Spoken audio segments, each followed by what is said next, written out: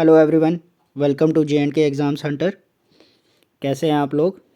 I hope आप सब लोग ठीक होंगे, तंदुरुस्त होंगे।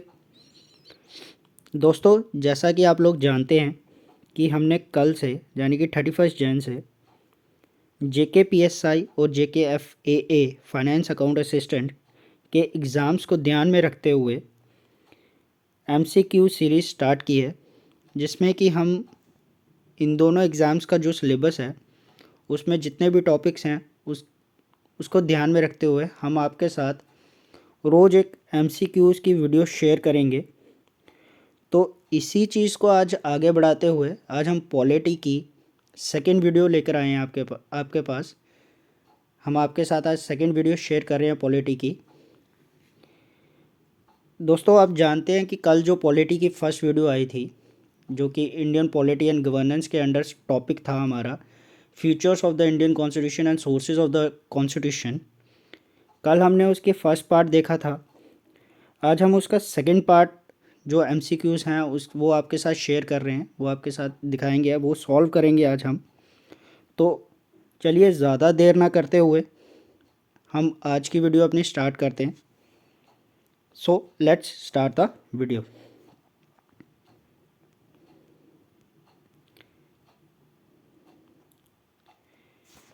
चलिए दोस्तों, हम अपने MCQs के स्टार्ट करते हैं। और हमारा जो पहला MCQ है उसमें हमारा क्वेश्चन है कि in Indian polity the executive is subordinate to. जो हमारी भारतीय राजनीति है उसमें जो एग्जीक्यूटिव होता है वो किसके सबऑर्डिनेट होता है? तो पहले तो आप लोगों को ये चीज़ देखनी है कि जो भारतीय राजनीति उसमें होती है उसमें तीन चीज़ें होती हैं। एक होता है लेजिस्लेटिव,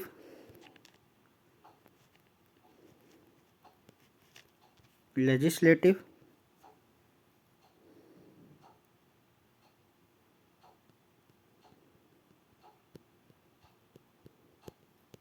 लेजिस्लेटिव, एग्जीक्यूटिव और जुडिशरी। तो ये हमारे तीन ऑर्गन्स होते हैं बेसिकली, लेजिस्लेटिव, जुडिशरी और एग्जीक्यूटिव। अब हम क्वेश्चन को देखते हैं। तो वो क्वेश्चन ये आ रहा है कि जो हमारी इंडियन पॉलिटी है, जो हमारा भारतीय की राजनीति है, या हमारा संविधान के अकॉर्डिंग, हमारे कॉन्स्टिट्यूशन के अकॉर्डिंग जो हमारा एग्जीक्यूटिव है किसके सबऑर्डिनेट होता है। तो इसके ऑप्शंस देखते हैं हम।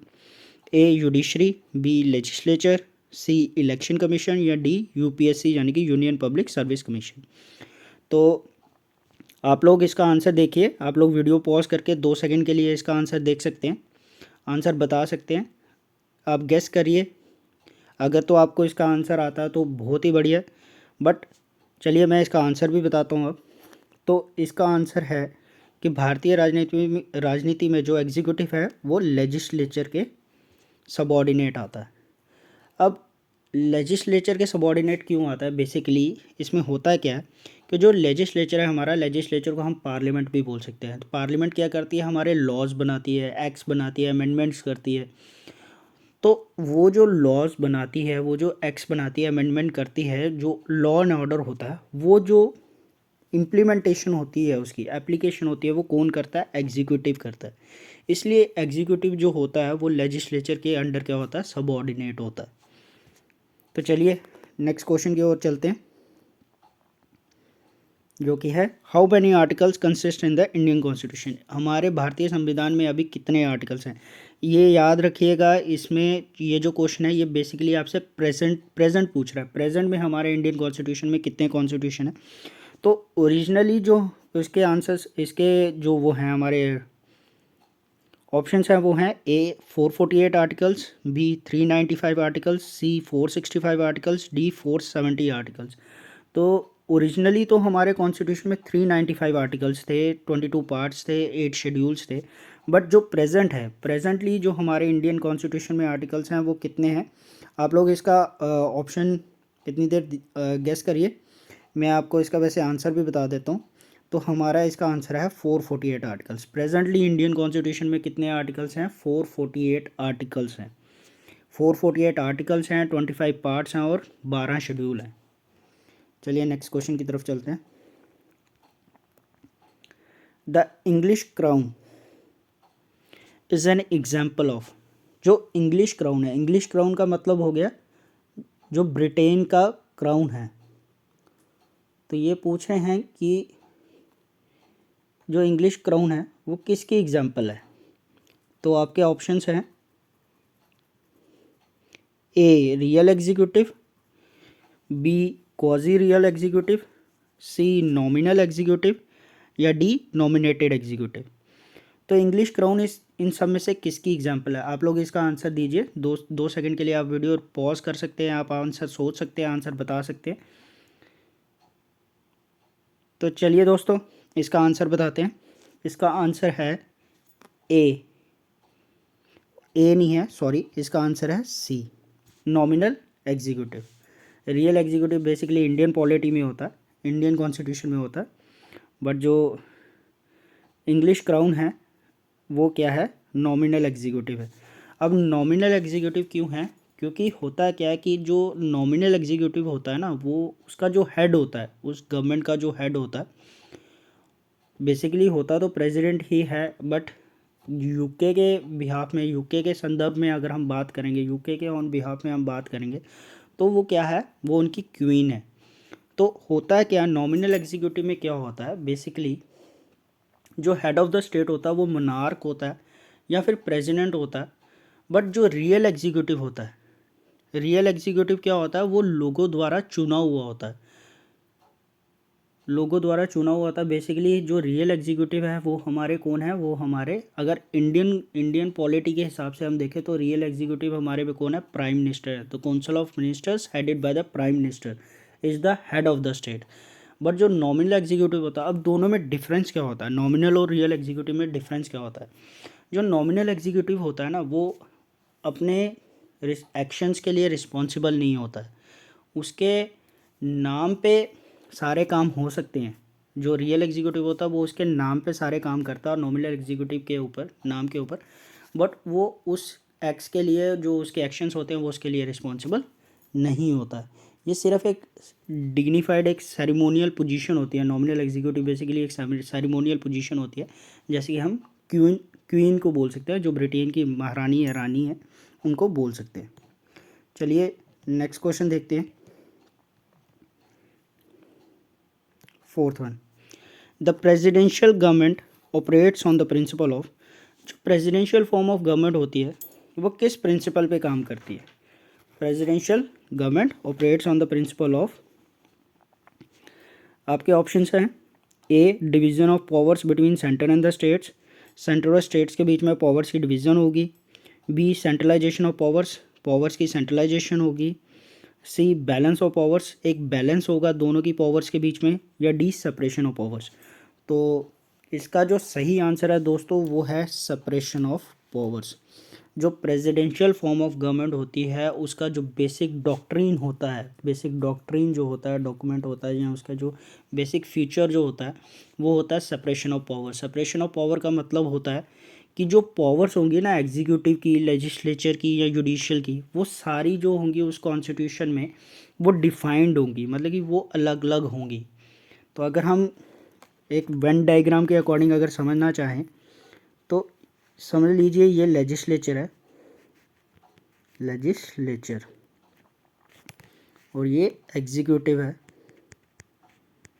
एग्जीक्यूटिव। जुडिशरी तो चलो इंडियन कॉन्स्टिट्यूशन में भी अलग ही है, जुडिशरी। तो ये तीनों की जो पावर्स होंगी ना, जुडिशरी की, लेजिस्लेचर की, एग्जीक्यूटिव की, ये तीनों की पावर्स क्या होंगी, सेपरेट होंगी, डिवाइडेड होंगी कि कौन सा ऑर्गन क्या काम करेगा। आई होप आपको ये सारे क्वेश्चन जो उनकी वो हैं एक्सप्लेनेशन आ रही है वो समझ में आ रही होगी। चलिए नेक्स्ट क्वेश्चन की तरफ चलते हैं। नेक्स्ट क्वेश्चन आ गया, बेसिकली एक मैच द फॉलोइंग है, उसमें वो बोल रहा है कि match list 1 with list 2, list 1 with list 2। तो लिस्ट 1 में बेसिकली हमें दिए हैं provisions in the constitution of India, constitution of India के अंडर जो प्रोविजंस है वो दिए हैं, और लिस्ट 2 में हमें दिया गया सोर्सेज। तो बेसिकली हमें क्या करना है, जो प्रोविजंस है हमारे कॉन्स्टिट्यूशन के उनको सोर्सेज के साथ मैच करना है।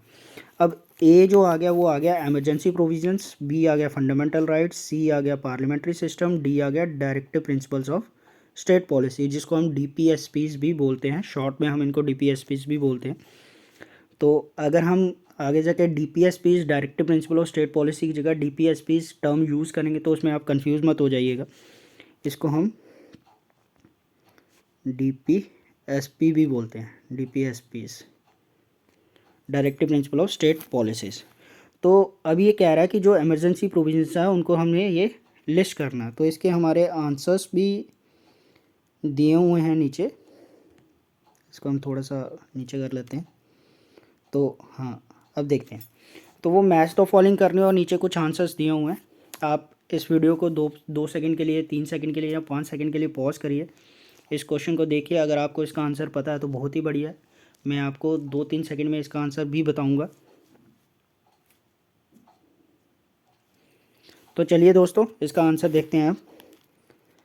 अब जैसे कि हमारा पहला है एमरजेंसी प्रोविजंस। तो एमरजेंसी प्रोविजंस हमने कहाँ से लिए हैं, ये हमने कल भी वीडियोस में देखा था, कल की वीडियो में भी देखा था। मैं आज फिर आपको बता देता हूँ, एमरजेंसी प्रोविजंस हमने कहाँ से लिए हैं, जर्मनी से। एमरजेंसी प्रोविजंस कहाँ से लिए हैं हमने, जर्मनी से। तो जो ये है हमारा नेक्स्ट है फंडामेंटल राइट्स। फंडामेंटल राइट्स हमने कहाँ से लिए हैं, यूएस से लिए हुए हैं। फंडामेंटल राइट्स कहाँ से लिए हैं, यूएस से। पार्लियामेंट्री सिस्टम हमने कहाँ से लिया है, यूनाइटेड किंगडम से, ब्रिटेन से लिया हुआ पार्लियामेंट्री सिस्टम। और DPSP directive principle of state policy हमने कहाँ से लिए हैं, आयरलैंड से। तो इसका आंसर क्या बना, 4, 3, 2, 1। तो हमारा ये कौन सा ऑप्शन है, सी ऑप्शन है हमारा, ये सी ऑप्शन है। चलिए नेक्स्ट क्वेश्चन देखते हैं, 6th question. Consider the following statements. Consider the following statements. The salient features of the Indian constitution provide for, जो इंडियन कॉन्स्टिट्यूशन है उसके सैलियंट फीचर्स में क्या क्या चीज़ें आती हैं, ये चीज़ है, इस क्वेश्चन में ये चीज़ पूछी गई है। तो पहला ऑप्शन है single citizenship for the whole of India, पूरे इंडिया के लिए सिंगल सिटीजनशिप है, ये सही है। सेकंड है strictly federal form of government, federal form of government है यहाँ पर, strictly federal form of government है, ये गलत है। Federal form of government strictly नहीं है हमारे यहाँ पर। और unique blend of rigidity and flexibility है, मतलब कि रिजिड भी है हमारा कॉन्स्टिट्यूशन और फ्लेक्सिबल भी है, तो ये ऑप्शन भी सही है। अब इनमें से अब नीचे जो ऑप्शंस दिए हैं कि 1, 2, 3 आर करेक्ट, नहीं। 1 and 2 आर करेक्ट, नहीं। 2 and 3 आर करेक्ट, ये भी गलत है। 1 and 3 आर करेक्ट, ये आंसर हमारा सही है, ये ऑप्शन हमारा सही है। एक तो हमारे यहाँ पर इंडियन कॉन्स्टिट्यूशन में क्या है, सिंगल सिटीजनशिप है हम सबके लिए।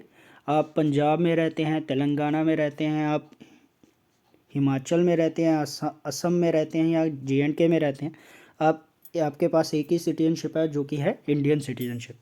और जो हमारा कॉन्स्टिट्यूशन है उसमें यूनिक ब्लेंड ऑफ रिजिडिटी और फ्लेक्सिबिलिटी है। हमारा कॉन्स्टिट्यूशन जो है वो रिजिड भी है और फ्लेक्सिबल भी है, is neither rigid nor flexible, और we can say that it is partially rigid and partially flexible.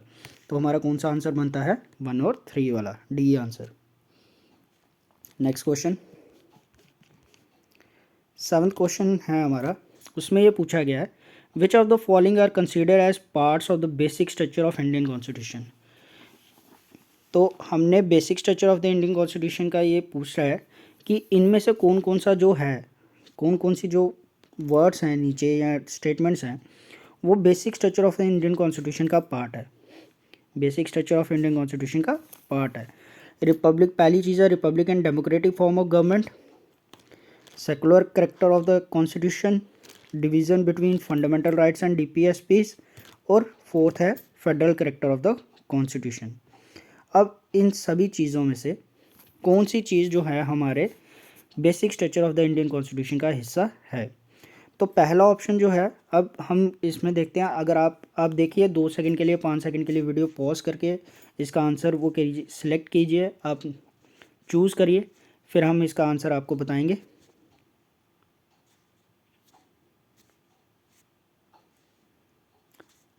चलिए दोस्तों, इसका आंसर बताते हैं अभी आपको। तो जो रिपब्लिकन और डेमोक्रेटिक फॉर्म ऑफ गवर्नमेंट है, ये हमारे बेसिक स्ट्रक्चर का पार्ट है। ये सही है, ये हमारे बेसिक स्ट्रक्चर का पार्ट है। जो secular character of the constitution है, ये भी सही है कि हमारा कॉन्स्टिट्यूशन सेकुलर है, किसी एक कम्युनिटी के लिए नहीं है, किसी एक रिलीजन के लिए नहीं है। Division between fundamental rights and directive principle of state policy, ये गलत है। हमारे कॉन्स्टिट्यूशन में जो हमारा basic structure of the constitution है, वो हमें ये बताता है कि हम फंडामेंटल राइट्स को चेंज नहीं कर सकते, डीपीएसपीस को भी नहीं चेंज कर सकते। हार्मनी है हमारे में, हार्मनी और बैलेंस है हमारे बेसिक स्ट्रक्चर में। बेसिकली है harmony and balance between the fundamental rights and DPSPs. Division नहीं है, डिवीज़न नहीं है, जो वर्ड है वो है हार्मनी, हार्मनी। तो ये ऑप्शन गलत है। और फोर्थ है federal character of the constitution, ये भी हमारे डीपीएससी में आता है। तो ये इसका हमारा कौन कौन सा ठीक है, फर्स्ट ठीक है, एक सेकंड ठीक है और फोर्थ ठीक है। तो कौन सा ऑप्शन बना हमारा, D, first 2 and 1, 2 and 4, first second and fourth. चलिए नेक्स्ट क्वेश्चन देखते हैं। Which of the following features of Indian government system are the essential features of the parliamentary government system. Parliamentary government system के कौन से essential features होते हैं जो हमारे इंडियन गवर्नमेंट सिस्टम में भी पाए जाते हैं, जो हमारे इंडियन गवर्नमेंट सिस्टम में भी हैं। तो इसका देखते हैं। पहला ऑप्शन है हमारा presence of nominal and real executive, कि एक नॉमिनल एग्जीक्यूटिव है हमारे में और रियल एग्जीक्यूटिव है। मैंने आपको पहले भी बताया नॉमिनल एग्जीक्यूटिव क्या होता है, बेसिकली प्रेसिडेंट होता है नॉमिनल एग्जीक्यूटिव। इंडियन जो सिस्टम है, इंडियन पॉलिटिकल सिस्टम है, उसमें जो नॉमिनल एग्जीक्यूटिव होता है वो इलेक्टेड होता है, वो इनडायरेक्टली इलेक्टेड होता है। इनडायरेक्टली का मतलब होता है, यहाँ पर हम इनडायरेक्टली का मतलब ये बोल रहे हैं कि उसको कौन सिलेक्ट करता है, पार्लियामेंट, और उसकी वोटिंग में कौन वो लेता है, पार्टिसिपेट करता है, पार्लियामेंट और स्टेट्स पार्टिसिपेट करती है। नॉमिनल एग्जीक्यूटिव यानी कि कौन है हमारा प्रेसिडेंट, कौन है हमारे प्रेसिडेंट, जो कि हैं रामनाथ कोविंद जी। और रियल एग्जीक्यूटिव कौन है, the council of minister headed by prime minister. जो प्राइम मिनिस्टर है वो हमारे रियल एग्जीक्यूटिव हैं। तो प्राइम मिनिस्टर को हम चूज़ करते हैं, हम जो लोग हैं, हम भारतवासी रियल एग्जीक्यूटिव्स को चूज़ करते हैं, डायरेक्टली इलेक्ट करते हैं, वोटिंग करते हैं, बट हम नॉमिनल एग्जीक्यूटिव को डायरेक्टली इलेक्ट नहीं करते हैं, इनडायरेक्टली हम ही करते हैं। क्योंकि जो हमारे वो होते हैं चुनिंदा, जो हमारे नुमाइंदे होते हैं, जो एमएलएज होते हैं, जो पार्लियामेंट में हमारे नुमाइंदे हैं, वो उनको इलेक्ट करते हैं। तो इनडायरेक्टली करते हैं बट हम डायरेक्टली नहीं करते हैं। सेकंड ऑप्शन है membership of the ministers in the legislature. Third option है separation of powers between the union and state government. और फोर्थ ऑप्शन है इंडिपेंडेंट जुडिशरी सिस्टम। अब हम इसमें हमें बताना है कि इंडियन गवर्नमेंट सिस्टम के कौन से फीचर्स हैं जो पार्लियामेंट्री गवर्नमेंट सिस्टम के भी पाए जाते हैं, या पार्लियामेंट्री गवर्नमेंट सिस्टम के ऐसे कौन से फीचर्स हैं जो इंडियन गवर्नमेंट सिस्टम में पाए गए हैं, इंडियन गवर्नमेंट सिस्टम में पाए जाते हैं।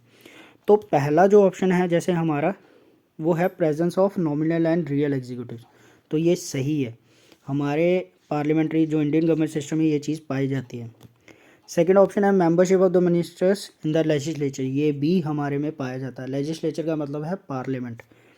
Separation of powers between the union and state government, ये गलत है, क्योंकि सेपरेशन ऑफ पावर्स जो होती हैं वो किसका फ्यूचर होता है, मैंने आपको अभी पहले भी बताया, वो फ्यूचर होता है प्रेसिडेंशियल फॉर्म ऑफ गवर्नमेंट का फ्यूचर होता है। और फोर्थ है इंडिपेंडेंट जुडिशरी सिस्टम, ये भी गलत है, हमारे में integrated and independent judiciary system होता है। वो इंडिपेंडेंट नहीं होता, डायरेक्टली इंडिपेंडेंट नहीं होता, सिर्फ इंडिपेंडेंट नहीं होता, integrated and independent judiciary system है हमारे में। तो इसका आंसर क्या बनता है दोस्तों, 1 एंड 2 ओनली, ए आंसर है इसका। चलिए नेक्स्ट क्वेश्चन देखते हैं। Which of the following federal principles are not found in Indian federalism, Indian federation. इनमें से कौन से फेडरल फीचर्स जो हैं, प्रिंसिपल्स जो हैं, वो इंडियन फेडरेशन में प्रोवाइड नहीं है, जो नहीं मिलते हैं हमें देखने को। तो पहला है bifurcation of judiciary between the federal and state governments. जो फेडरल और स्टेट गवर्नमेंट्स के बीच में जो बाइफर्केशन होती है जुडिशरी की, जैसे मैंने आपको बताया था कि जो लास्ट वीडियो में मैंने आपको बताया था कि जो अमेरिकन कॉन्स्टिट्यूशन है उसमें जो जुडिशरी है उसकी डिवीज़न है। डिवीज़न का मतलब है कि जो फेडरल लॉज होते हैं वहाँ पर वो फेडरल कोर्ट्स उनको एनफोर्स करती हैं, और जो स्टेट लॉज होते हैं वो स्टेट गवर्नमेंट्स करती हैं, स्टेट कोर्ट्स करती हैं। तो वो चीज़ वहाँ पर मिलती है बट वो इंडिया में नहीं मिलती है, तो ये ऑप्शन गलत है वैसे। तो उसके बाद आ गया हमारा, सॉरी ये ऑप्शन गलत है, ऑप्शन गलत नहीं है, बल्कि इंडियन फेडरेशन में ये चीज़ नहीं पाई जाती है, उस हिसाब से ये चीज़ सही है, उस हिसाब से ये चीज़ सही है। सेकंड ऑप्शन आ गया हमारा, equality of representation of states in the upper house of the federal legislature. अब जो फेडरल फॉर्म ऑफ गवर्नमेंट होती है उसमें क्या होता है कि जो स्टेट्स होती हैं उनके इक्वल रिप्रेजेंटेटिव होते हैं upper house of the parliament में। Upper house of the parliament हमारा कौन सा होता है, हमारा राज्यसभा होता है, हमारे राज्यसभा होता है। तो बेसिकली जैसे आप देखते हैं कि अमेरिकन कॉन्स्टिट्यूशन में जो स्टेट्स हैं उनकी इक्वल रिप्रेजेंटेशन है अपर हाउस ऑफ द पार्लियामेंट, उनके जो अपर हाउस होता है उसमें उनकी इक्वल रिप्रेजेंटेशन होती है, बट इंडिया के केस में वो चीज़ नहीं पाई जाती है, तो ये ऑप्शन भी सही है। थर्ड ऑप्शन है, the union cannot be destroyed by any state seceding from union at its will. जो यूनियन है वो उसको कोई डिस्ट्रॉय नहीं कर सकता, कोई भी स्टेट उसको सिसीड नहीं कर सकती, उससे अलग नहीं हो सकती है। ये चीज़ सही है, ये फेडरल प्रिंसिपल है, बट और ये फेडरल प्रिंसिपल नहीं होता है, बट ये इंडियन फेडरेशन में है कि इंडियन फेडरेशन क्या बोलती है, इंडियन कॉन्स्टिट्यूशन क्या बोलता है, कोई भी जो स्टेट है वो यूनियन को डिस्ट्रॉय नहीं कर सकती है, यूनियन से ससीड नहीं हो सकती है, तो ये ऑप्शन गलत है। हमारे कॉन्टेक्स्ट में, इस क्वेश्चन के कॉन्टेक्स्ट में ये ऑप्शन गलत है, ये याद रखिएगा।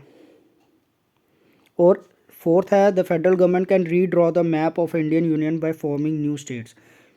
जो फेडरल गवर्नमेंट है वो map of Indian union redraw कर सकती है, ये चीज़ इंडियन फेडरेशन में पाई जाती है। इंडियन पार्लियामेंट किसी भी स्टेट की बाउंड्रीज़ को, किसी भी स्टेट को तोड़ के या जोड़ के, दो स्टेट्स को जोड़ के या किसी एरिया को जोड़ के एक नई स्टेट बना सकती है, चेंज कर सकती है, उसका नाम चेंज कर सकती है, रीड्रॉ कर सकती है उसको, रीड्रॉ कर सकती है उसको। तो ये ऑप्शन वैसे फेडरल गवर्नमेंट का तो हिस्सा होता है, बट ये इंडियन कॉन्स्टिट्यूशन में भी पाया जाता है, तो ये ऑप्शन भी हमारा गलत है। इस क्वेश्चन के कॉन्टेक्स्ट में गलत है। ये क्वेश्चन है कि जो नॉट फाउंड होते हैं, जो इंडियन फेडरेशन में फेडरल फीचर्स नहीं मिलते हैं, ये नहीं मिलता है, 1 भी नहीं मिलता और 2 भी नहीं मिलता, 3 और 4 जो होते हैं वो हमारे इंडियन फेडरेशन को, जो हमारे इंडियन कॉन्स्टिट्यूशन है उसमें मिलते हैं। तो इसका जो आंसर आएगा वो आएगा C 1 and 2। Next question, consider the following statement and select the correct answer from the codes given below. तो इसमें असर्शन रीजन का क्वेश्चन है। असर्शन क्या बोलता है, ए क्या है, K C Wheare calls Indian constitution quasi federal constitution. K C Wheare जो थे उन्होंने इंडियन कॉन्स्टिट्यूशन को क्या बोला था, क्वाजी फेडरल कॉन्स्टिट्यूशन बोला था। कि क्वाजी फेडरल का मीनिंग होता है कि फेडरल तो है बट उसकी जो स्पिरिट है ना, जो उसका झुकाव है वो यूनिटरी की तरफ है। और वो कहाँ से देखने को मिलता है, बेसिकली सबसे ज़्यादा देखने को मिलता है जब एमरजेंसी प्रोविजंस लगते हैं, क्योंकि जब एमरजेंसी प्रोविजंस लगते हैं तो स्टेट गवर्नमेंट की सारी पावर्स ख़त्म हो जाती हैं और वो सारी क्या बन जाती हैं, वो सेंटर के हाथ में आ जाती हैं। तो ये ऑप्शन सही है हमारा, केसी वेयर ने ही ये बोला था। और रीज़न क्या है इसका कि 3 लिस्ट हैं, there are 3 list, union, state and concurrent in the 7th schedule of the constitution of India, dividing powers between the centre and the state and giving residuary powers to the central government. कि जो reason कहता है कि 3 list हैं हमारे पास, 3 list है हमारी, union, state and concurrent list, जो कि 7th schedule of the constitution में है, जो कि क्या करती हैं, हमारी पावर्स डिवाइड करती हैं सेंटर और स्टेट में। और जो रेजिडरी पावर्स होती हैं वो किस में वेस्टिंग होती है उनकी, वो कहाँ रिसाइड करती हैं, वो सेंट्रल गवर्नमेंट के पास रिसाइड होते हैं, जो वो सेंट्रल गवर्नमेंट के पास हक होता है उनका। तो इसके कोर्स हैं, पहला ऑप्शन है both A and R is individual true, both assertion and reason is true and reason is the correct explanation of assertion. Second option है both A and R is individually true but R is not the correct explanation of A. Sir third option है A is true, ए सही है but are false है। और D option है ए false है but are सही है। तो मैंने आपको बताया ए सही है और आर भी सही है, ये बिल्कुल सही बात है कि हमारे पास 3 लिस्ट हैं, यूनियन स्टेट और कंकरेंट लिस्ट होती है। यूनियन लिस्ट में जो भी टॉपिक्स होते हैं उन पे यूनियन गवर्नमेंट वो बनाती है, लॉज बनाती है। स्टेट लिस्ट पे स्टेट गवर्नमेंट बनाती है। और कंकरेंट लिस्ट में क्या होता है, कंकरेंट लिस्ट में जो टॉपिक्स होते हैं उन पे कोई भी लॉ बना सकता है। यूनियन सेंटर गवर्नमेंट भी बना सकती है और स्टेट गवर्नमेंट भी बना सकती है। बट अगर टाई होगा, टाई का मतलब है कि अगर सपोज़ करिए कि कोई भी टॉपिक होगा, मैं कोई भी टॉपिक ले लेता हूँ, सपोज़ करिए लॉ एंड ऑर्डर ही है, पुलिस है या लॉ एंड ऑर्डर है। अगर उस पर सेंटर भी लॉ बनाती है और स्टेट भी लॉ बनाती है, तो जो उस पर वो होंगे हमारे, जो उसमें लॉ होगा, अगर सपोज़ करिए सेंटर ने भी बनाया और स्टेट ने भी बनाया, बट जो वैलिड होगा वो हमेशा सेंटर का लॉ होगा। मतलब कि जो प्रेफरेंस मिलेगी वो किसको मिलेगी, सेंटर के लॉ को मिलेगी, किसमें, कंकरेंट लिस्ट में। तो जब हम शेड्यूल्स के बारे में पढ़ेंगे तब हम इसकी एक डिटेल वीडियो देंगे कि इसमें कौन कौन से टॉपिक्स आते हैं, यूनियन लिस्ट में कौन से टॉपिक हैं, स्टेट लिस्ट में कौन से टॉपिक्स हैं और कंकरेंट लिस्ट में कौन से टॉपिक्स हैं। तो तब हम इसके बारे में ज़्यादा बताएंगे। अभी हम क्वेश्चन का आंसर देखते हैं। इस क्वेश्चन का जो सही आंसर है वो है A, both A and R is individually true, और आर जो है वो करेक्ट एक्सप्लेनेशन है ए का। चलिए नेक्स्ट क्वेश्चन देखते हैं। Consider the following statements in regard to equality before law introduced by the British in India। Equality before law जो ब्रिटिशर्स ने इंट्रोड्यूस किया था सिस्टम भारत में, तो उसके रिलेटेड स्टेटमेंट्स दी गई हैं। पहले स्टेटमेंट्स देख लेते हैं। पहली स्टेटमेंट है there were similar codes for Indians and Europeans. Indians और यूरोपियंस के लिए सिमिलर कोड्स होती थी। सेकंड है justice now became costlier than before, कि जो जस्टिस का मतलब है justice now became costlier than before, कि जो जस्टिस मिलना है वो जस्टिस मिलता था वहाँ पर उस टाइम पे वो महंगा हो गया था, उस वजह से महंगा हो गया था। और थर्ड है द गवर्नमेंट ऑफिशियल्स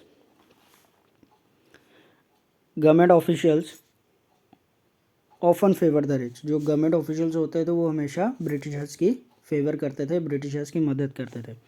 तो अब क्वेश्चन क्या है कि which of the following given statements are correct.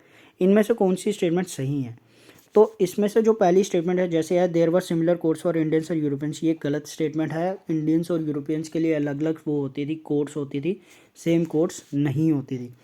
Justice now become costlier than before, second statement ये सही है कि जो न्याय था उस समय, जस्टिस था, वो महंगा हो गया था क्योंकि इंडियंस इतना पैसा अफोर्ड नहीं कर पाते थे कि जब वो केसेस वगैरह लड़ने होते थे तो वो इतना अफोर्ड नहीं कर पाते थे।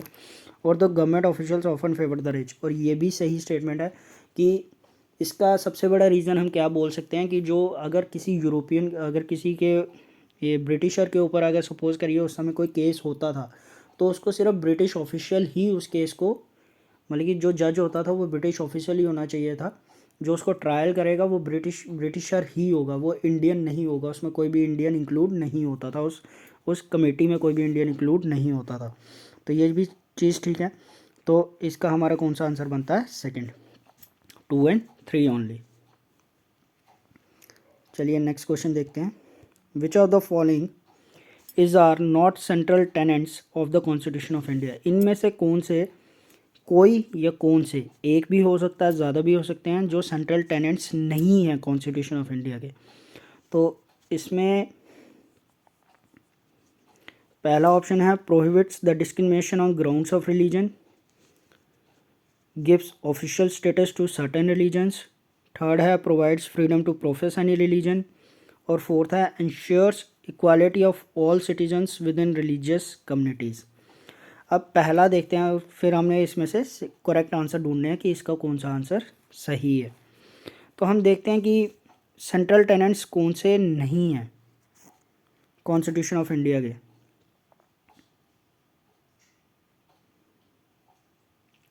तो पहला ऑप्शन है prohibits the discrimination on grounds of religion. ये हमारे कॉन्स्टिट्यूशन का हिस्सा है कि हमारे कॉन्स्टिट्यूशन में ये बोला गया है कि हम on the basis of sex, caste, religion, race कभी भी डिस्क्रिमिनेशन नहीं करेंगे। तो ये हमारे कॉन्स्टिट्यूशन का हिस्सा है। तो ये आंसर जो होगा ये है हमारे कॉन्स्टिट्यूशन का हिस्सा। तो गिव्स ऑफिशियल, सेकंड है gives official status to certain religion. हमारा कॉन्स्टिट्यूशन क्या सर्टेन रिलीजन्स को ऑफिशियल स्टेटस देता है? नहीं देता है। हमारा कॉन्स्टिट्यूशन किसी भी रिलीजन को किसी भी रिलीजन के ऊपर नहीं चलता। हमारा कॉन्स्टिट्यूशन रिलीजन के बेसिस के ऊपर या उसको ऑफिशियल स्टेटस नहीं देता। भारतीय संविधान का, भारत का कोई ऑफिशियल रिलीजन नहीं है। बहुत सी कंट्रीज़ होती हैं जिनका जो कि थियोक्रेटिक होती हैं। थियोक्रेटिक का मतलब होता है जो on the basis of religion चलती हैं। जैसे पाकिस्तान को आप ले सकते हो, पाकिस्तान का जो रिलीजन है वो इस्लाम है, तो वो चीज़ें होती हैं। बट भारत की कोई भी ऑफिशियल रिलीजन नहीं है। और थर्ड ऑप्शन आ गया provides freedom to profess any religion.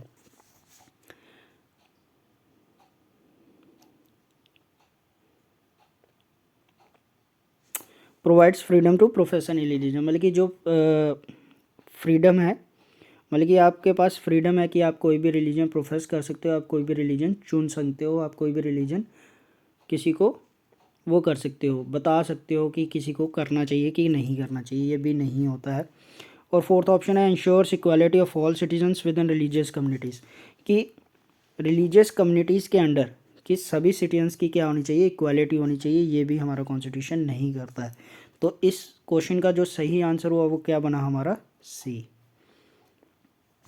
कि ये जो सेकंड, थर्ड और फोर्थ स्टेटमेंट है ये हमारे कॉन्स्टिट्यूशन के सेंट्रल टेनेंट्स नहीं है। हमारा कॉन्स्टिट्यूशन इसके ऊपर ज़्यादा जोर नहीं देता है। हमारा कॉन्स्टिट्यूशन किसके ऊपर जोर देता है? कि रिलीजन के ऊपर, कास्ट के ऊपर, कलर के ऊपर कोई भी डिस्क्रिमिनेशन नहीं होनी चाहिए। चलिए नेक्स्ट क्वेश्चन देखते हैं। फिर एक मैच द फॉलोइंग आ गया हमारे पास।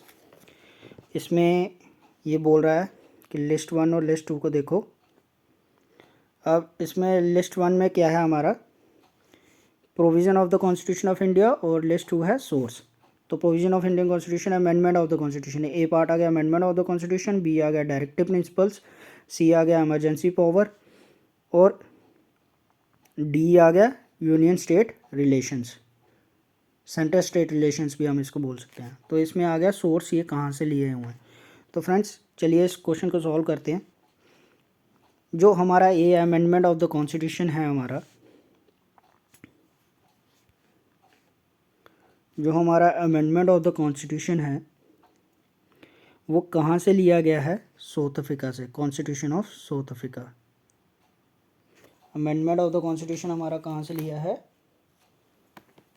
साउथ अफ्रीका से, यानी कि ये आ गया ये। और जो डायरेक्टिव प्रिंसिपल्स है वो हमने कहाँ से लिए हैं? डायरेक्टिव प्रिंसिपल्स हमने कहाँ से लिए हुए हैं? आयरिश से, आयरिश कॉन्स्टिट्यूशन, आयरलैंड से लिए हुए हैं। एमरजेंसी प्रोविजंस हमने कहाँ से लिए हैं? जर्मनी से लिए, ये हमने पहले भी अभी एक क्वेश्चन सॉल्व किया। और सेंटर स्टेट रिलेशंस हमने कहाँ से लिए हैं? कनाडा से। सेंटर ओ federal with a strong centre. तो इसका आंसर हमारा बन गया 3, 4, 1, 2। तो ये कौन सा ऑप्शन है? 3, 4, 1, 2 हमारा बी ऑप्शन है। 3, 4, 1, 2। चलिए नेक्स्ट क्वेश्चन देखते हैं। Which of the following features is are contrary to the norms of a federal polity. Federal polity के ये इनमें से कौन सा फीचर जो फेडरल पॉलिटी होती है उसके अगेंस्ट है, कॉन्ट्रेरी है, कि वो चीज़ उसमें नहीं पाई जाती है? तो इसमें ऑप्शंस देखते हैं हम। पहला है कॉमन ऑल इंडिया सर्विसेज, और सेकंड है सिंगल इंटीग्रेटेड जुडिशरी। तो अब देखिए फेडरल पॉलिटी मैंने आपको पहले भी बताया फेडरल फीचर्स क्या होते हैं। फेडरल फीचर्स में देखिए अगर हम पहला ऑप्शन देखें तो all India service, common all India service नहीं होती है। उसमें डिवीज़न ऑफ पावर्स होती हैं, और जो वो होती हैं सेंटर और जो स्टेट्स होती हैं उसके अलग अलग कॉन्स्टिट्यूशन हो सकते हैं, अलग अलग वो हो सकते हैं, पावर्स हो सकती हैं, अलग अलग कोर्ट्स हो सकती हैं। तो ये ऑप्शन गलत है। और जो सेकंड ऑप्शन है single integrated judiciary, single integrated judiciary भी नहीं है, नहीं होती फेडरल पॉलिटी में, उसमें इंडिपेंडेंट जुडिशरी होती है। तो इसका क्या आंसर बनता है हमारा? नाइदर 1 नॉर 2, डी आंसर बनता है इसका हमारा। चलिए नेक्स्ट क्वेश्चन देखते हैं। The most essential feature of parliamentary form of government. Parliamentary form of government का मोस्ट एसेंशियल फीचर क्या है? मोस्ट एसेंशियल फीचर क्या है? इसमें ये चीज़ हमें बतानी है।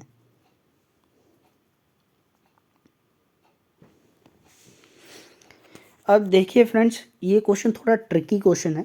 क्यों है ये चीज़ मैं आपको बताता हूँ। क्योंकि इसमें पार्लियामेंट्री फॉर्म ऑफ गवर्नमेंट का मोस्ट एसेंशियल फीचर तो पूछा है, बट इसमें कंट्री का नाम स्पेसिफाई नहीं है। यानी कि इसने ये नहीं बोला है कि यूके का बताना है या इंडिया का बताना है।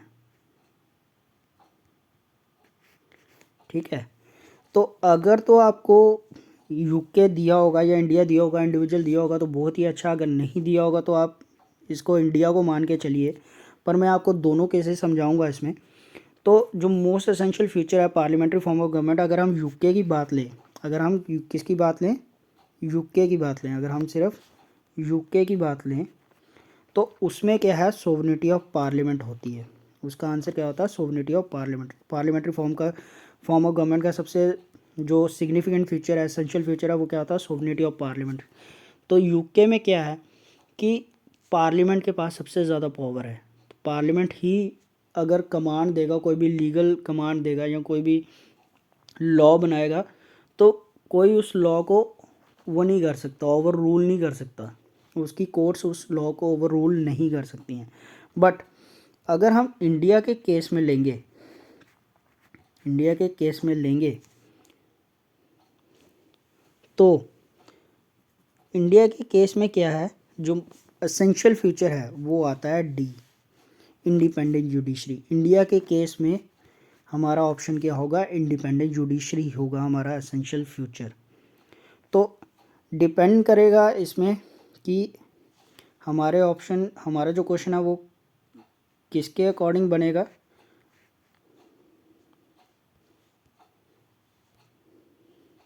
हमारा जो क्वेश्चन है वो किसके नज़रिए में पूछा गया, वो यूके के नज़रिए में है या फिर इंडिया के नज़रिए में है, तो उस पर डिपेंड करेगा हमारा ये क्वेश्चन। इसका ऑप्शन क्या, इसका आंसर क्या होगा, 15th का आंसर क्या होगा, ए और डी। ठीक है ना। ठीक है फ्रेंड्स, आगे चलते हैं दोस्तों। 16th, what is Gandhi's definition of Ramraj. Mahatma Gandhi की जो डेफिनेशन थी रामराज की, उसकी डेफिनेशन मतलब कि वो क्या चीज़ मानते थे कि रामराज कैसा होना चाहिए, ये क्वेश्चन वो चीज़ पूछ रहा है। तो पहला ऑप्शन है sovereignty of the people based on pure moral authority, कि लोगों की जो सोवरेनिटी होगी वो किस में रिसाइड करेगी, लोगों में करेगी, जिसमें मॉरल अथॉरिटी होगी, एक दूसरे के प्रति हमारी मतलब कि उदार भावना होगी। सेकंड आ गया the rule as it was during the time of Rama, क्या जो रामायण के टाइम पे जो राम भगवान थे, उस टाइम पे जो रूल था वो होना चाहिए। The greatest good of all, कि सभी का अच्छा होना चाहिए, भला होना चाहिए। The absolute power concentrated in the hands of a king, कि एक किंग या एक राजा के हाथ में सारी पावर्स होनी चाहिए।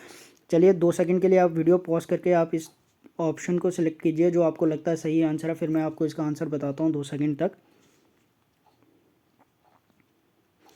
चलिए फ्रेंड्स, इसका आंसर बताते हैं। तो इसका आंसर है A, sovereignty of the people based on pure moral authority, कि लोगों में सोवरेनिटी होगी। जो सोवरेनिटी होगी वो कहाँ से डिराइव होगी, लोगों से होगी, पर जो लोगों के में क्या होना चाहिए, मॉरल अथॉरिटी होनी चाहिए, प्योर मॉरल अथॉरिटी होनी चाहिए।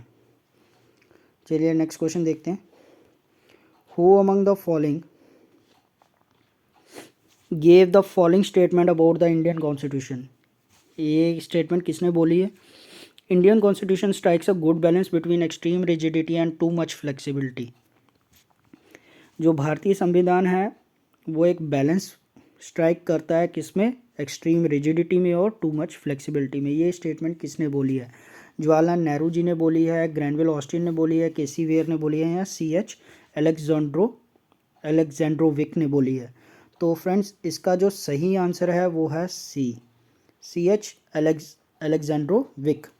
तो इनका पूरा नाम है चार्ल्स हेनरी अलेक्जेंड्रोविक। चलिए नेक्स्ट क्वेश्चन देखते हैं। The basic features of Indian constitution which are not amendable under article 368 are. जो basic features of the constitution है हमारे, जो कि आर्टिकल 368 के अंडर अमेंड नहीं हो सकते। मैंने आपको, अगर आपने पहली लेक्चर की वीडियो देखी होगी, तो अगर आपने इसकी पहले वाली वीडियो भी देखी होगी, उसमें भी मैंने आपको बताया कि जो हमारी अमेंडमेंट होती है कॉन्स्टिट्यूशन की वो कौन से आर्टिकल के अंडर होती है, आर्टिकल 368 के अंडर होती है। उसमें दो टाइप की अमेंडमेंट्स दी गई हैं, एक special majority of the parliament से होती है, एक पहला जो होगी special majority of the parliament होगी, और दूसरी वो होती है special majority of the parliament plus ratification by half of the Indian states. तो आर्टिकल 368 के अंडर ये क्वेश्चन क्या पूछ रहा है कि जो आर्टिकल 368 के अंडर है, जो बेसिक फीचर्स है हमारे इंडियन कॉन्स्टिट्यूशन वो आर्टिकल 368 के अंडर इनमें से कौन से फीचर अमेंड नहीं हो सकते हैं। तो ऑप्शंस देखते हैं, चलिए इसके ऑप्शंस देखते हैं। Sovereignty, territorial integrity, federal system, judicial review. B option है sovereignty, territorial integrity, parliamentary system of government. C option है judicial review and federal system. या डी ऑप्शन है sovereignty, territorial integrity, federal system, judicial review और parliamentary system of government. तो friends इसका answer जो है वो डी है कि ये सारी चीज़ें हम आर्टिकल 368 के अंडर अमेंड नहीं कर सकते हैं, क्योंकि ये सारी चीज़ें basic structure of the Indian constitution को फॉर्म करती हैं। चलिए नेक्स्ट क्वेश्चन देखते हैं। The cardinal future of political system in India. Cardinal future of political system in India क्या है, मेन फीचर्स क्या हैं पॉलिटिकल सिस्टम इन इंडिया के। It is a democratic republic, ये डेमोक्रेटिक रिपब्लिक है। Second, it has a parliamentary form of government. Third है the supreme power vest in the people of India, जो supreme power है वो लोगों में है, भारतीय लोगों में है। और फोर्थ है it provides for a unified authority, इसमें एक यूनिफाइड अथॉरिटी प्रोवाइड की गई है। तो दोस्तों इसका जो सही आंसर है वो है D, all of the above, कि ये सारे जो फ्यूचर्स दिए गए हैं, ये सारे ही कार्डिनल फ्यूचर्स हैं इंडियन पॉलिटिकल सिस्टम के। मतलब कि इंडिया में डेमोक्रेटिक रिपब्लिक है, इंडिया में पार्लियामेंट्री फॉर्म ऑफ गवर्नमेंट है, इंडिया में जो पावर है वो किसके हाथ में होती है, जो सुप्रीम पावर होती है वो कहाँ रिसाइड करती है, वो लोगों में रिसाइड करती है। जनता जनार्दन भी बोलते हैं हम कई बार हमने सुना होगा जब पॉलिटिकल लीडर्स वो करते हैं, रैली वगैरह करते हैं या स्टेटमेंट्स वगैरह देते हैं, वो बोलते हैं जनता जनार्दन। तो जनता जनार्दन का मतलब ही यही है कि जो सुप्रीम पावर है वो भारत के लोगों में रिजाइड करती है। क्यों करती हैं, क्योंकि हम ही उन लोगों को चुन के आगे भेजते हैं, अगर हम नहीं चुनेंगे तो वो भी वहाँ नहीं पहुँचेंगे। और चौथी, it provides for a unified authority, ये भी हमारा constitution provide Indian political system का एक कार्डिनल फ्यूचर है। तो इसका क्या आंसर हुआ, ऑल ऑफ द अबव। चलिए नेक्स्ट क्वेश्चन देखते हैं। Which among the following features of a federal system is not found in Indian political system. इसमें से कौन से फीचर हैं फेडरल सिस्टम के जो इंडियन पॉलिटिकल सिस्टम में नहीं पाए जाते हैं। पहला, dual citizenship. Dual citizenship federal system का पार्ट होता है बट इंडिया में नहीं पाया जाता।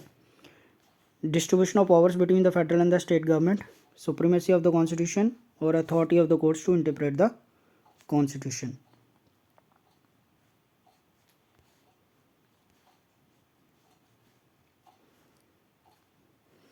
चलिए फ्रेंड्स, आप इस क्वेश्चन का 20th क्वेश्चन का आंसर वो कीजिए, चूज़ करिए इतनी देर।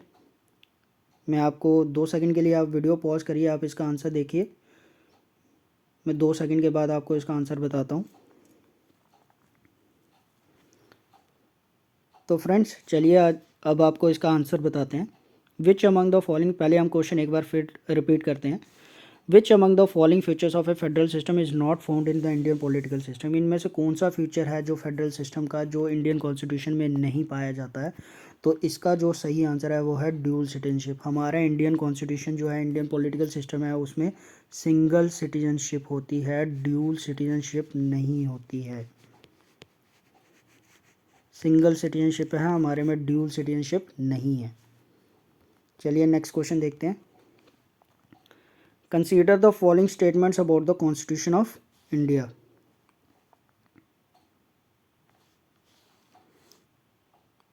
A member of parliament enjoys freedom of speech in the parliament as a parliamentary privilege protected by the Constitution of India.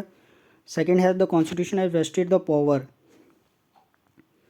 Constitution has vested the power to amend the Constitution in the parliament. पहला option क्या, पहली चीज़ क्या होती है, पहला जो option है वो क्या बोल रहा है कि जो मेंबर ऑफ पार्लियामेंट है उसके पास एक पावर होती है कि फ्रीडम ऑफ स्पीच होती है पार्लियामेंट के अंदर बोलने के लिए, और वो उसको कहाँ से मिलती है, पार्लियामेंट्री प्रिविलेज मिलती है। वो कौन उसको प्रोटेक्ट करता है, कॉन्स्टिट्यूशन ऑफ इंडिया उसको प्रोवाइड करता है।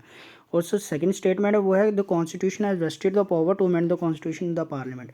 कॉन्स्टिट्यूशन ने ये पावर किस में वेस्ट की है कि अमेंडमेंट ऑफ द कॉन्स्टिट्यूशन कौन कर सकता है, पार्लियामेंट कर सकती है। तो अब हमें बताना है कि इनमें से कौन सी स्टेटमेंट्स ट्रू है, पहली है, सिर्फ दूसरी है, बोथ हैं, बोथ 1 और 2 है, या डी क्या ऑप्शन है, नाइदर 1 और 2। तो इसका जो सही आंसर है फ्रेंड्स वो है बोथ 1 और 2, कि दोनों स्टेटमेंट्स सही हैं। ये स्टेटमेंट भी सही है और ये स्टेटमेंट भी सही है। चलिए नेक्स्ट क्वेश्चन देखते हैं। Which among the following is not a basic feature of constitution of India. इनमें से कौन सा ऑप्शन ऐसा है जो basic feature of Indian constitution नहीं है। तो पहला ऑप्शन आ गया fundamental rights, independence of judiciary, federalism, और D unquestioned right of the parliament to amend any part of the constitution. ये हमारा बेसिक स्ट्रक्चर का पार्ट है, इंडिपेंडेंस ऑफ जुडिशरी भी पार्ट है, फेडरलिज्म भी पार्ट है, बट जो ऑप्शन डी है हमारा वो हमारा basic structure of Indian constitution का पार्ट नहीं है। हमारा basic structure of the Indian constitution ये चीज़ अनक्वेश्चन राइट नहीं देता है जी पार्लियामेंट को अमेंड करने के लिए। वो कहता है कि पार्लियामेंट अमेंड कर सकती है कॉन्स्टिट्यूशन को, but without altering, without faltering, without changing the basic feature of the constitution. Basic feature of constitution.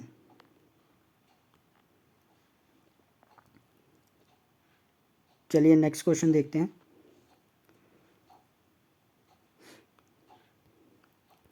Which one among the following is not a characteristic of federal system. Federal system का कौन सा characteristics नहीं है। पहला option आ गया there are 2 distinct levels of the government. Second आ गया the responsibilities and responsibilities and the powers of each level of the government are clearly defined in a written constitution. Third option आ गया there is no separation of powers between the legislative and executive branches of the government. और D option आ गया supreme court is interested with the responsibility of interpreting these provisions and arbitrating in matters of dispute. इनमें से कौन सा option जो है वो फेडरल सिस्टम का पार्ट नहीं होता है। पहला पार्ट होता है, फेडरल सिस्टम में 2 डिस्टिंक्ट गवर्नमेंट्स होती है, सेंटर होता है, स्टेट होती है, स्टेट्स होती हैं। रिस्पॉन्सिबिलिटीज़ और जो पावर्स होती हैं वो क्लियरली डिफाइंड होती हैं रिटन कॉन्स्टिट्यूशन में। सेपरेशन ऑफ पावर्स होती है, इसमें लिखा गया है नो सेपरेशन ऑफ पावर्स, बल्कि जो फेडरल सिस्टम होता है उसमें जो उसका इम्पोर्टेंट फीचर होता है, मोस्ट इम्पॉर्टेंट फीचर क्या होता है, सेपरेशन ऑफ पावर्स ही होता है। तो हमारा जो आंसर बनेगा वो बनेगा सी। और सुप्रीम कोर्ट, ये ऑप्शन भी सही है कि सुप्रीम कोर्ट के भी वो जो रिस्पॉन्सिबिलिटीज़ होती हैं वो डिफाइंड होती हैं। चलिए नेक्स्ट क्वेश्चन देखते हैं। Which part of the Indian constitution has been described as the soul of constitution. कौन सा पार्ट, इंडियन कॉन्स्टिट्यूशन का कौन सा पार्ट जो है वो उसको डिस्क्राइब किया गया है soul of the Indian constitution. तो ऑप्शन देखते हैं fundamental rights, directive principle of state policy, preamble, या राइट टू कॉन्स्टिट्यूशनल रेमेडीज़। तो फ्रेंड्स आप इस वीडियो को रोक के 2 सेकंड के लिए रोक के आप इसका ऑप्शन देखिए, आप गेस करिए। अगर आपको इसका आंसर पता है तो बहुत ही अच्छा है, ये बहुत ही इंपॉर्टेंट क्वेश्चन है। तो 2 सेकंड के बाद मैं आपको इसका आंसर बताऊंगा। तो फ्रेंड्स इसका जो सही आंसर है वो है राइट टू कॉन्स्टिट्यूशनल रेमेडीज़। अगर आपने ये गेस किया है, ये टिक किया है तो आपको तो बहुत ही अच्छा है, बट जिन्होंने नहीं किया उनको मैं बता दूं कि जो आर्टिकल 32 है हमारा, article 32 right to constitutional remedies, वो उसको क्या डिस्क्राइब किया गया है, सोल ऑफ इंडियन कॉन्स्टिट्यूशन। उसको क्या बोला गया है, सोल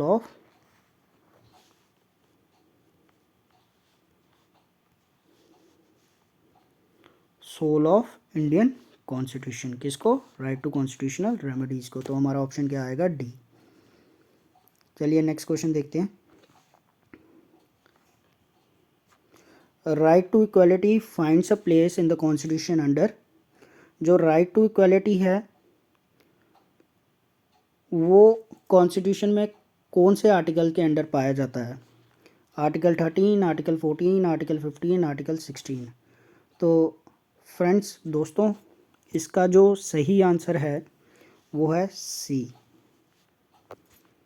हमारे जो राइट शुरू होते हैं, फंडामेंटल राइट शुरू होते हैं, वो कहाँ से शुरू होते हैं? आर्टिकल 14 से शुरू होते हैं, 14 टू 32। तो जो आर्टिकल 14 होता है, 15 होता है और 16 होता है, उसमें हमारी चीज़ क्या होती है? Right to equality. Right to equality के अंदर ये सारे आर्टिकल्स आते हैं। तो इसका क्या आंसर बना हमारा? सी, 2, 3 एंड 4। चलिए नेक्स्ट क्वेश्चन देखते हैं, और ये हमारा आज का लास्ट क्वेश्चन होगा। India has adopted a federation of dash type. Bharat ने कौन सी फेडरेशन चूज़ किया या अडॉप्ट किया? यूएसए की, कनाडा की, ऑस्ट्रेलिया की या स्विट्ज़रलैंड की? तो ये मैंने आपको पहले भी क्वेश्चंस में बताया कि जो हमारा फेडरेशन है, federation with a strong centre, ये जो हमारा चीज़ है ये हमने कहाँ से ली हुई है? कनाडा से ली है। इसका जो सही आंसर है वो क्या है? कनाडा। इसका सही आंसर क्या है फ्रेंड्स? कनाडा। तो फ्रेंड्स यहाँ पर आज हम वीडियो अपनी ख़त्म करते हैं। दोस्तों आज की वीडियो में हमने इंडियन पॉलिटी एंड गवर्नेंस के पार्ट सेकंड के एमसीक्यूज़, पार्ट सेकंड जो एमसीक्यूज़ की वीडियो थी वो हमने आज आपके साथ शेयर की। उसमें जितने भी टॉपिक्स, जितने भी एमसीक्यूज़ बनते थे वो आज हमने सॉल्व किए। अब हम इस वीडियो को यहीं पर ख़त्म करते हैं, और मैं आशा करता हूँ कि आपको ये वीडियो पसंद आया होगा।